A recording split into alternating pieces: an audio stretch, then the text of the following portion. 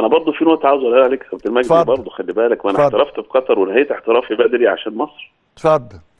مش اتصل بيا الدكتور الله يرحمه عبد الاحد جمال الدين والكابتن قال لي انهي احترافك عشان عاوزينك من اول انت يوم رحت تجمع فين يا كابتن؟ للمنتخب. طيب رحت فين؟ قطر. قطر كان بدايه ونهيت احترافي بدري بعد 3 شهور.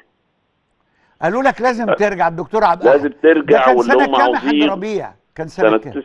90 ما انا كنت احترفت قبل 90 قبل وصولنا لكاس العالم. في قطر لما وصلنا، واخد بالك، قال لي الكابتن بقى مش هينفع ان انت تبقى معايا وبعدين قطر وبعدين انت هتبقى بعيد، لا خليك معايا الكابتن جوهري بعدين. كان مقتنع بيك تماما تماما. واخد بالك، ورحت نهايه الاحتراف بتاعي دي ما حدش يعرفها يا كابتن مجدي، خلي بالك. لا ما حد ما قلت، دي اول مره يا حاج ربيع دي.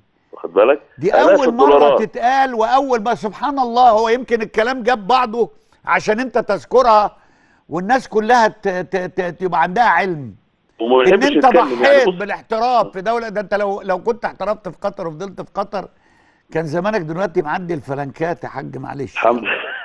احنا معديين الحب الناس، وده وفضل احسن الله. حاجه في الدنيا. وفضل ربنا الله بس يرضى عنا والستر. زي ما الناس بتحبنا وستر كده يا رب. ربنا، وستر ربنا الحمد علينا لله. يا حاج.